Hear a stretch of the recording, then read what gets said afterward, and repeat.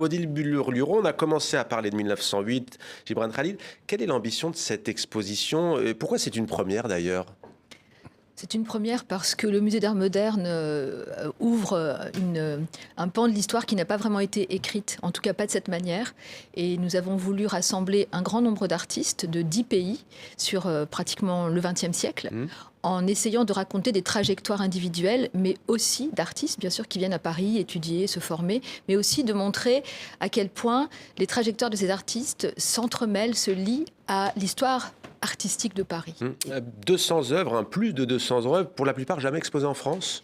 Jamais exposées, ou en tout cas peu montrées, parfois collectionnées dans les collections publiques françaises, donc les musées, mais peu sorties des réserves. Alors, 1908, l'arrivée de Khalil Gibran, auteur du Prophète, poète donc, mais aussi artiste. Tout le monde ne le sait pas forcément. On va d'ailleurs voir quelques-unes de ses œuvres, notamment le portrait de Charlotte Teller. Est-ce que vous pouvez nous en parler ? Oui, Charlotte Teller, c'est une Américaine, bienfaitrice de Khalil Gibran. Donc c'est elle qui lui permet de financer son voyage à Paris, puisqu'il était à l'époque aux États-Unis, à Boston. Et donc elle le soutient, elle l'encourage, et c'est ce qui va lui permettre de pouvoir travailler sereinement pendant son séjour parisien. Et donc cette œuvre est de passage à Paris. Elle est d'habitude au MATAF, un musée d'art moderne de Doha, au Qatar. Vous évoquiez Saber Mansouri, le FLN, l'Algérie. On a parlé aussi avec Colline Housset de cette période coloniale. 1931, à Paris, exposition coloniale avec les pavillons des colonies françaises, Algérie, Maroc, Tunisie. N'ayons pas peur du mot, à l'époque ça fait ce qu'on appelle aujourd'hui un carton. Beaucoup s'y pressent, pour ne pas dire tout le monde. On ne peut pas dire tout le monde d'ailleurs parce que ça ne fait pas l'unanimité. Et on va voir là des affiches de l'époque, des affiches anticoloniales, notamment avec aussi une phrase de Karl Marx. C'est aussi cette époque artistique qui se mêle justement à ce lien avec le monde arabe. Alors dans l'exposition, nous essayons de montrer à plusieurs reprises à quel point, bien que Paris soit une ville coloniale, il y a aussi des personnes qui sont mobilisées, qui sont militants pour dénoncer la colonisation et donc qui sont anticoloniaux.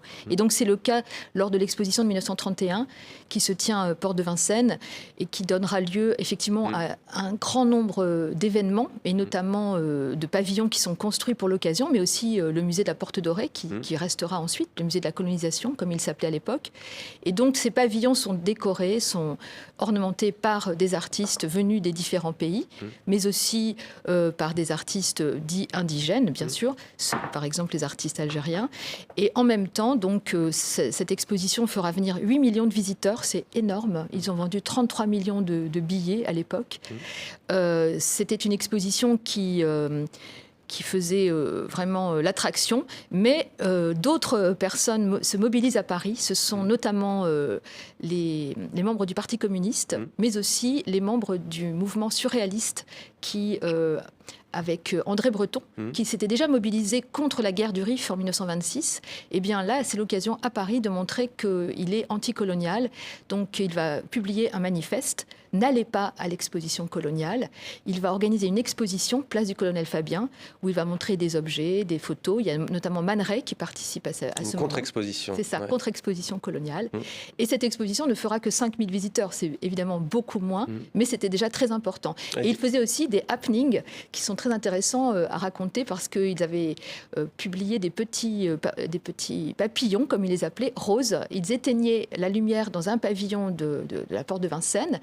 Et pendant que la lumière était éteinte, il lançait ces papillons dans l'espace. Donc les gens étaient recouverts de ces petites feuilles roses qui disaient « Ne vous rendez pas à l'exposition coloniale, vous participez à des positions qui sont inqualifiables. » Et il y a cette phrase de Karl Marx que l'on peut découvrir ou redécouvrir. Un peuple qui en opprime d'autres ne saurait être libre. Il y a aussi des Palestines, des affiches, victoire à l'ONU, la lutte continue, Palestine libre et démocratique.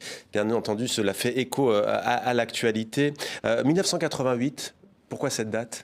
Alors c'est la date que nous avons choisie effectivement. Alors deux raisons, mais il y en a peut-être d'autres encore qu'on pourrait mentionner. La première, c'est l'Institut du monde arabe est ouvert en 1987 avec ses collections, mais la première exposition se tient en 1988 et elle présente des artistes arabes. Et ça nous paraissait important de le mentionner parce que, à part le musée de Doha au Qatar, c'est le plus grand musée d'art moderne et contemporain arabe dans le monde. Et ensuite, c'était aussi la dernière exposition du musée des enfants, qui était un projet qui avait été mené entre 70 et 88 au Musée d'Art moderne et qui se voulait très ouvert aux autres cultures, au monde extra-occidental et qui invitait des artistes et qui avait notamment présenté dès 1976 une exposition intitulée L'Algérie des enfants où on invitait des artistes à travailler avec les enfants et à leur faire connaître leur culture et leur civilisation.